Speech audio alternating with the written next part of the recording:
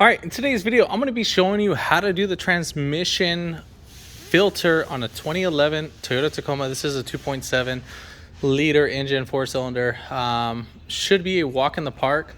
I'm going to already have the transmission fluid already drained out. I'm going to go ahead and suck it out through the actual dipstick, and so we don't make a mess, and we're going to try to just keep this as simple as possible. I have a special tool to suck out the fluid, and then as soon as I'm done with that, we'll go ahead and get back to the video on that. But I will still show how to drain the fluid all properly, so just in that sense. And then I will show jacking up points. I will go ahead and show that as soon as I lift up the car, and that's in that part.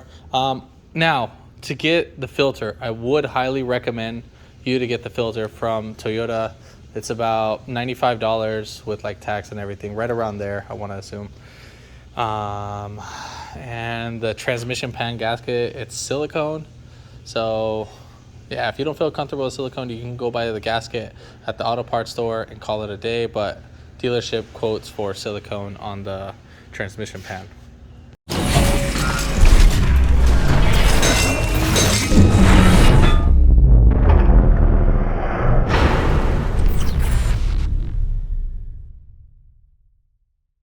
All right, so once you get up under the car, you would be taking off this 14mm bolt, and then your transmission fluid will be drained out. Maybe we just have to wait for that. And then in the meantime, what I would recommend you to do is spray a little WD-40 right in here. Make sure that you point it inside here so that when you take down the transmission pan, that it's really easy for the transmission to slide out and not get stuck on the O-rings, because these guys do tend to get stuck right there. Now, aside from that, we're going to go ahead and take off our 10mm. So you're going to take them off all around the whole transmission pan. You got quite a few. They're all the same size. Don't have to worry about it. Now for this one right here in the little back corner, if you have a 1/4 inch 10mm, there's 3/8 and there's 1/2 inch. 1/4 inch will actually fit in there, and you'll be able to sneak that out. And then we're going to go ahead and start the process of taking or removing the actual transmission right now. So as you're taking off the bolts, I'm going to use a little muffin tray. I like to use these guys to actually catch the bolts, or to put the bolts in. Again, they're all the same size. And then make sure you have a catch can to hold the actual, or to catch the fluid that leaks out.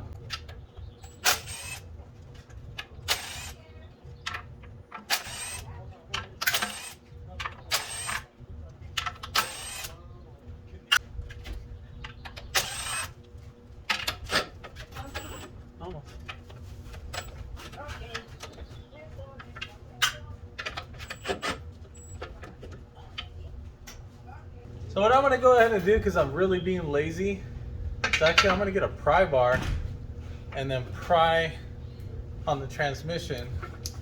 Oh, can you see that? Oh yeah, so I'm going to pry right here on this little mount, and that should give me enough access to pull out these bolts right here. Just because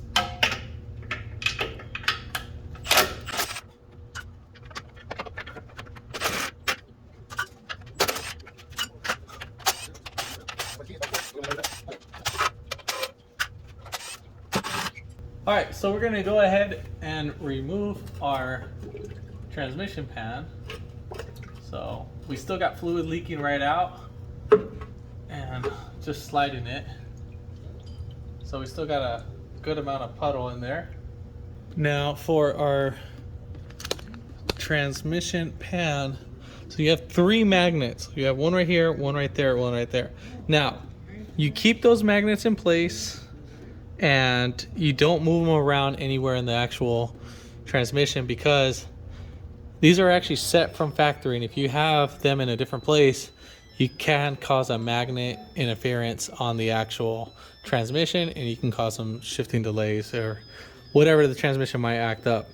So as you can see, we have some metal shavings going on. So let's go ahead and check that out. So right here, you see that? So that's perfectly normal if you do see that.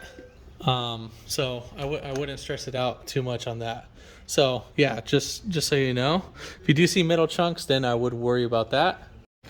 All right, so basically, if you have silicone on your pan, you're gonna get a wire brush and just clean it all up, just like that. But for the most excessive, you can get a little blade.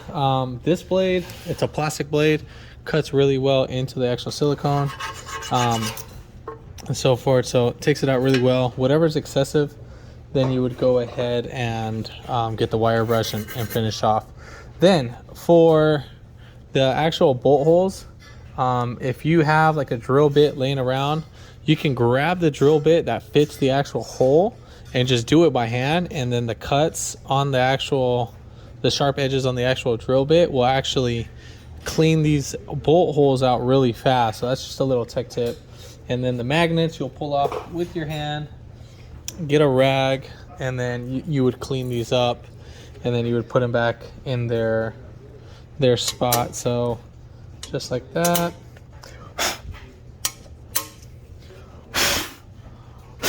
Make sure that the area is nice and cleaned up, and then we're gonna go ahead and get on to installing the gasket. So you got a Fill Pro gasket. Now let's just say if you got a transmission pan gasket that's actually in the box from like the auto parts store, and you didn't want to spend the extra money, I get it, but the gasket's gonna be all bent. So clean up your area with brake cleaner. I spray brake cleaner on my rag, and we just want to get our surface mount all nice and clean. And I'm gonna go ahead and put the gasket on.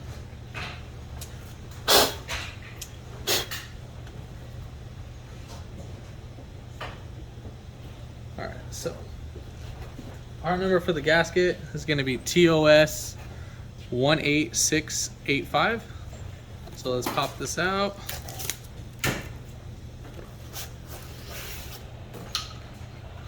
And this is a 19 bolt hole pan gasket.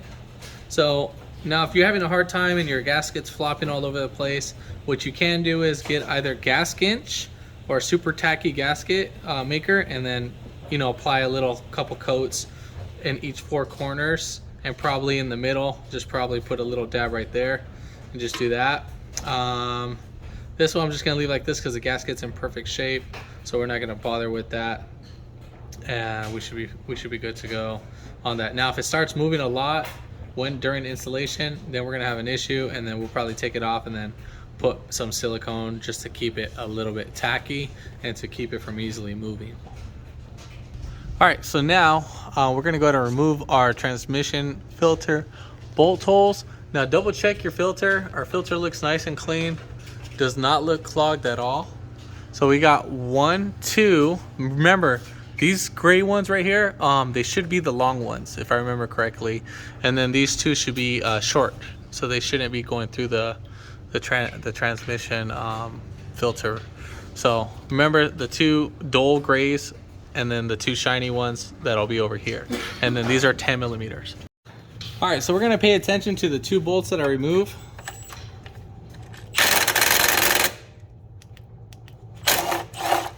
So all right, no, these ones aren't the long ones, so these are the size for that. And then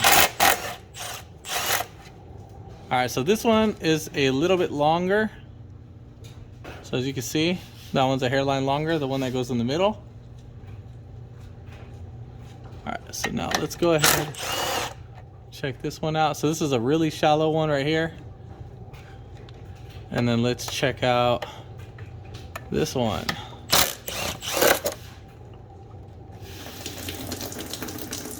Now just be careful.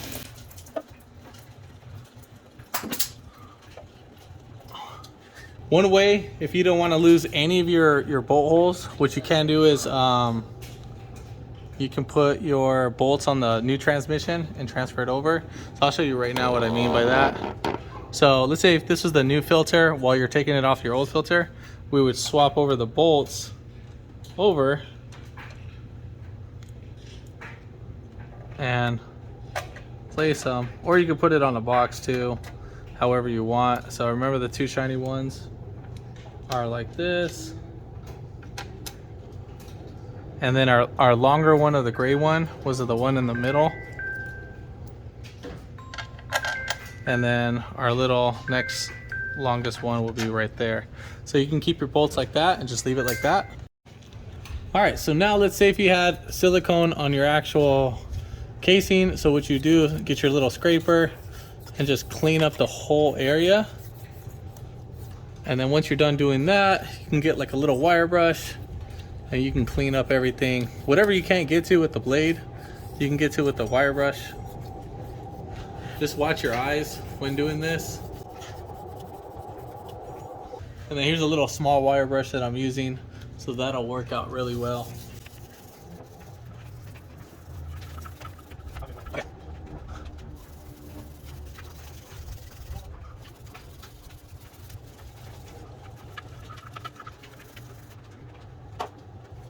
So once you're done cleaning up or scraping up your area, spray brake cleaner on a rag and just go over your whole area and just clean it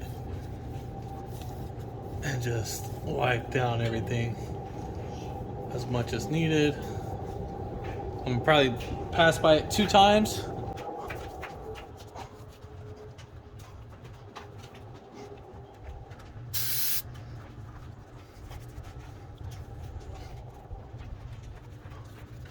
All right, so my area is clean. Now, if you're gonna do the silicone, it's gonna be red silicone, and then that's what you're gonna use. Now, let me go ahead and get the torque specs on the bolts that are right here.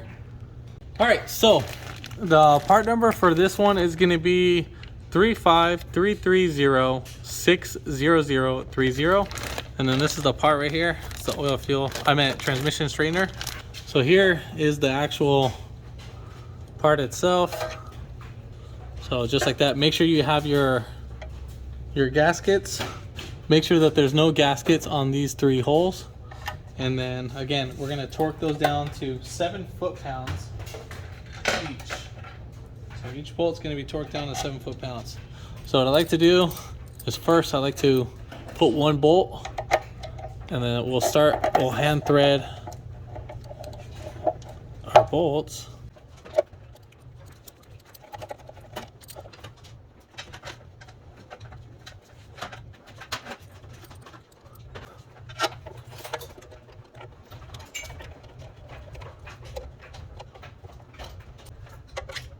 You know what? Even though this one's the long one, I feel like the long one needs to be right over here on this side. So that's what I'm gonna go ahead and do. So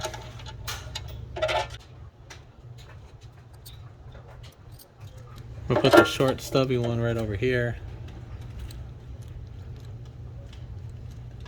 Cause I know someone's changed this one prior to me.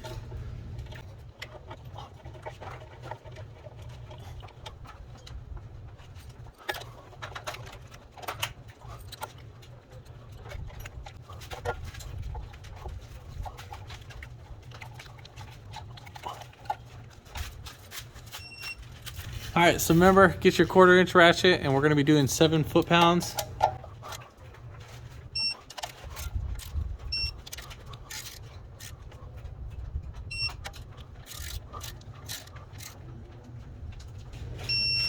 All right, so go ahead and recheck all your bolts. All right, so just to make sure if any of them moved. All right, so we're good to go. And then pretty much just wipe down your whole area. All right, so before we put in our transmission pan, what you can do is get some transmission fluid and wrap the O-ring right around here. Just wrap it in oil. If you wanted to replace it, you can replace it. It's not leaking right now, so I'm not stressing it. So now let's go ahead and insert our valve. So when we get the transmission pan, we're gonna have to insert it into the dipstick and make sure it's aligned properly.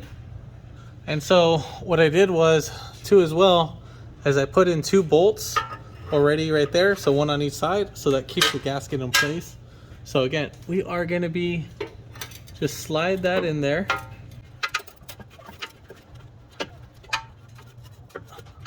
All right, so once we get that, make sure that you don't push the pan all the way up. What I want to do is I want to kind of start a couple threads. So I started a couple threads on this side, and then while still holding the pan, I'm going to go to the other side and start a couple threads too as well. Now you don't want to fully tighten this down. You just kind of want to snug them and still keep a little gap going. And then you want to do that to all the bolts around the whole pan. So the reason why I do that is just in case if you bolt it down right now, one of the bolts might not align, and we want to prevent that from happening.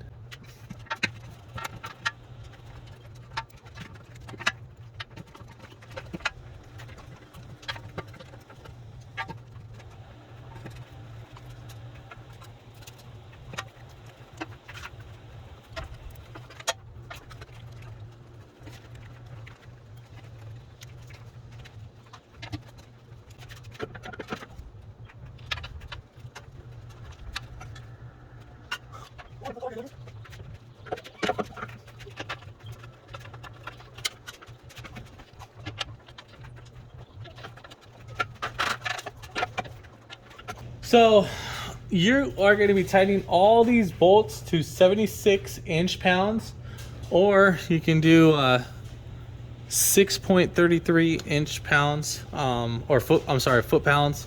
So it's up to you, whatever you want to decide on the method, but 76 inch foot-pounds converts over to 633 foot-pounds. So go ahead and torque those down, and once we get those torqued down, and then that's pretty much it. I'm gonna go ahead and hit this with a impact gun so we can go ahead and speed up the process.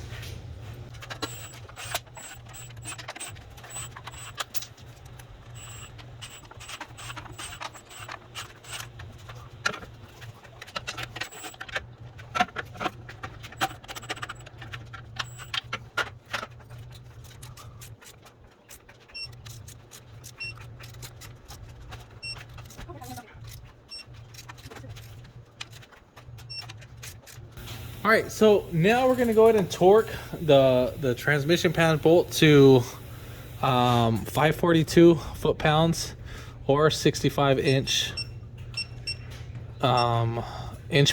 So 65 inch-pounds or 542 foot-pounds.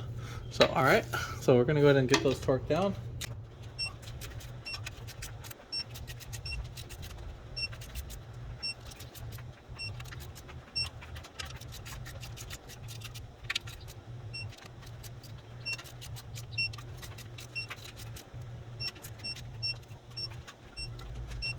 All right, and then once you're done going over everything, just double check and then re-go over all your bolts after everything sits.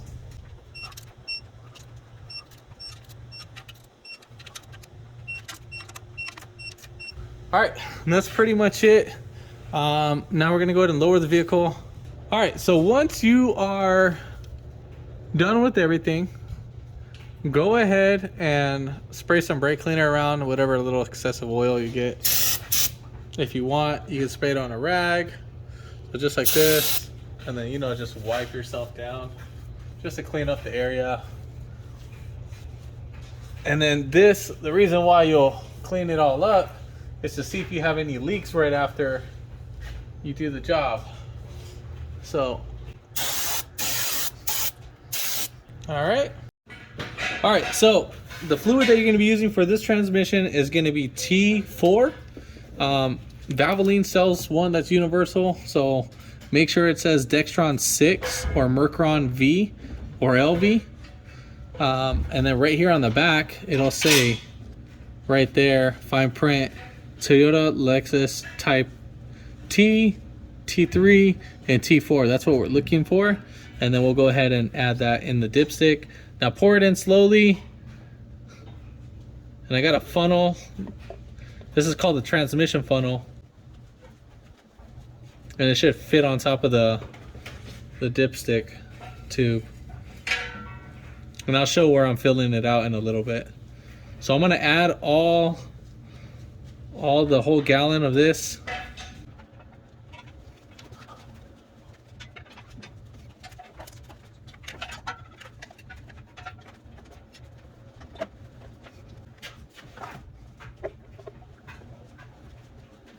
So I would say fill it up with 5 quarts, and then you would go from there. I drained out about close to 5 quarts. It might be around 5 or 6, but just so you can kind of see how I have this, the funnel, I have it just clipped on right there. Now, before starting the vehicle, make sure there's no leaks. Now, I know you're gonna see it a little wet right now because that was earlier when I was working. I haven't cleaned up my area, but obviously the transmission pan's still clean and we are looking good. So first thing what you want to do is you want to go ahead and start the vehicle, and then we'll let it idle. We'll let the fluid start getting sucked up, and you just probably wait at least maybe like 15 seconds, right around that time. Once you wait around that time, then from there you're going to go ahead and shift it into each gear. Now when you shift it into each gear, you need to do it in 5-second increments. So don't switch it fast or anything. You want all the transmission fluid to go through each gear, and you don't want to damage anything. When you first start it, go ahead and look under, make sure there's no fluid leaking in that sense. So you know, just double check all your work. That's what I would highly recommend when dealing with this. So all right, so let's go ahead and go through reverse. So we'll leave it about 5 seconds. Then neutral, and then drive. Now you can go through the 3, 2, and L, but it's really not going to make a difference. But I'll go ahead and do it for you guys. So it really does not make any difference. Once you have it in D, you should be fine.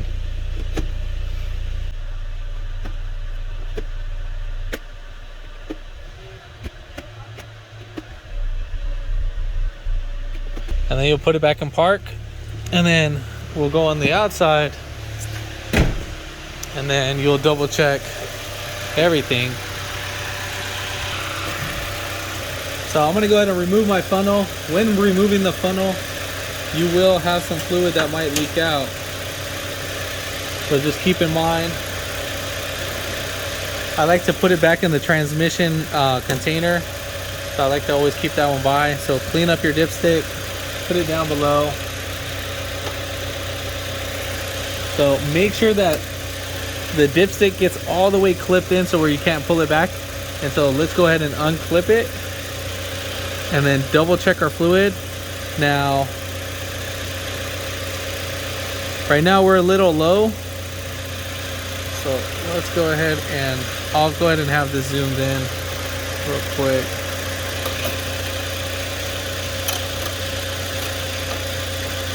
The first couple of readings are going to be misreading. So let's see. So I always like to go by the lowest setting. So you see how right there on the bottom where it starts to edge up? So right here, the fluid's all coming down, but I know it goes all the way up here, but that's not correct. That's just a misleading information, because we just added fluid, and what we're reading is the fluid in the dipstick and not the actual level fill fluid. So each time we wipe it down, so now you see how it's all the way down right there. So it's right here, that's where the actual mark is.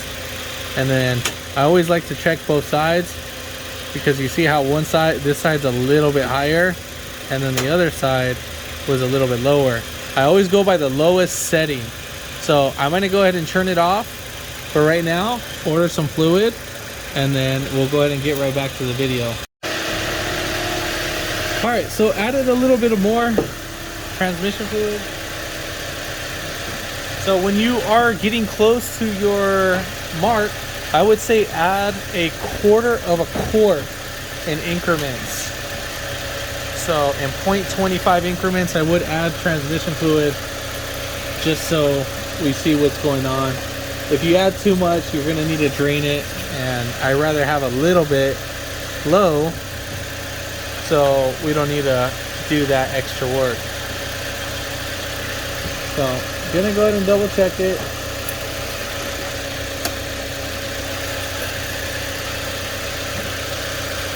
All right, so we're still low. Double check both sides. And when adding transmission fluid, you need to do it while it's on. So the only way you can check out transmission fluid is when it's running.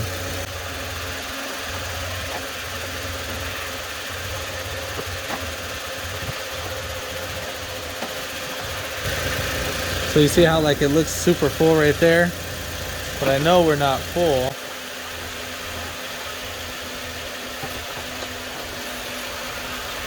Alright, so it looks like we're at the base of the cool. So let me just double check one more time. Just want to make sure we have the accurate reading.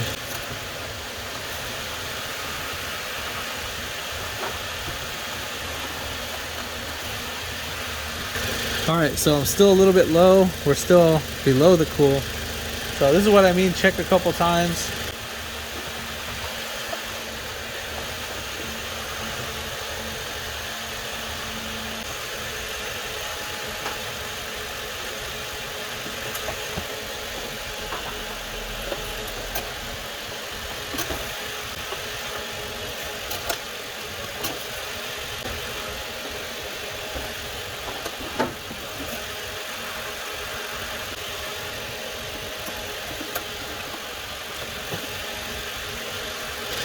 Alright, so now we're starting to creep up on the actual dipstick.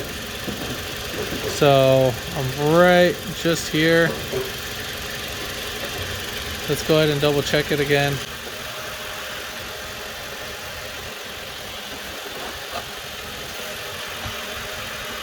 So you see how one side is higher than the other. You see how this one's like right there at the low mark. But this one is right here on the bottom. I care about the bottom one. Remember, we're just checking for the lowest setting. So we're almost there.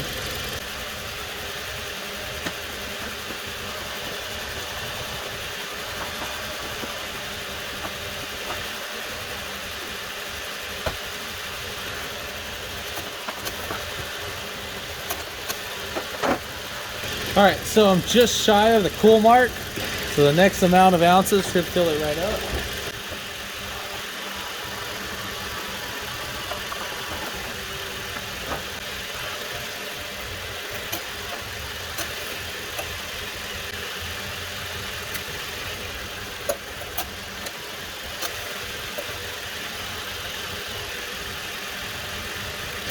So I'm just shy of the cool mark.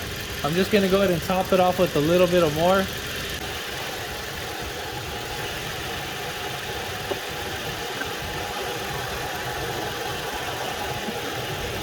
Gonna add just like a hairline more. So I would say buy 2 gallons of the decks of the Valvoline of the deck 6, and then you should be fine. You're probably just gonna have a little bit extra left.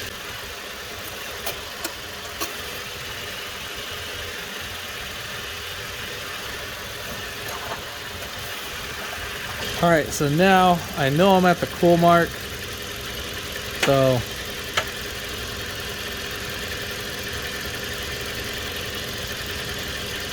it's kind of hard to tell, but I know it's there. So I'm gonna wipe it one more time and you should be able to see.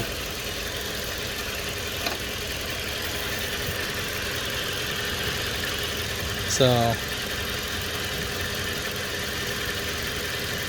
right here, that's where I'm at. So I'm happy with that. What you're gonna do, you're gonna do a cold check and then you're gonna do a hot check. So the hot check is gonna be after you drove it around for about 30 minutes of driving, then you'll go ahead and check it out. Now you're not really checking it out on the actual coolant level. The transmission has its own temperature. But other than that, that's pretty much it. If you have any other questions, just comment down below. If this video helped you out, give it a thumbs up and hit that subscribe button for more upcoming videos in the future. And thanks for watching.